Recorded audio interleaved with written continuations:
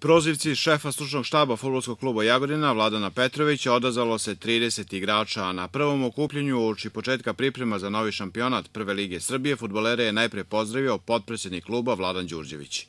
Motive verujem da imate dovoljno s obzirom i na imena, prezimena vas koji ste ovde, da ste uglavnom mladi, željni dokazivanja i željni ostvarivanja tih ciljeva koji su se poklopili sa ciljevima našeg kluba.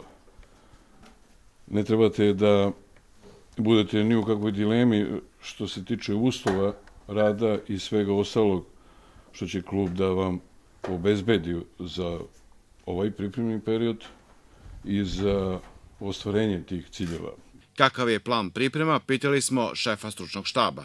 Prve 2 nedelje radimo ovde na našem stadionu, a negde 25. jula bi trebali da se preselimo na Zlatibor. Takav je plan. Očekujem da se danas pojave svi igrači koji su završili prolećni deo ove sezone, sem opravdano osutog kapitena Ivana Miladinovića koji se nalazi na probi u Rusiji. Imamo i neke Novajlije i očekujem da se kompletiramo normalno. Kasnije će sa prozivkom na prozivci Ađuru koji je dobio par dana još kuće u Nigeriji.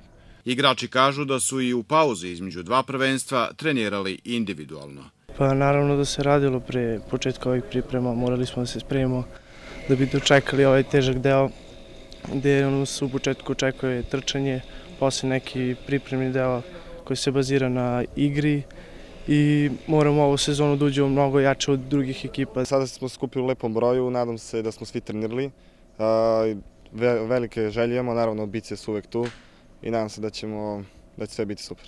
Izvlačenje takmičarskih brojeva biće obavljeno 15. jula, dok novi šampionat Prve lige Srbije startuje 19. avgusta.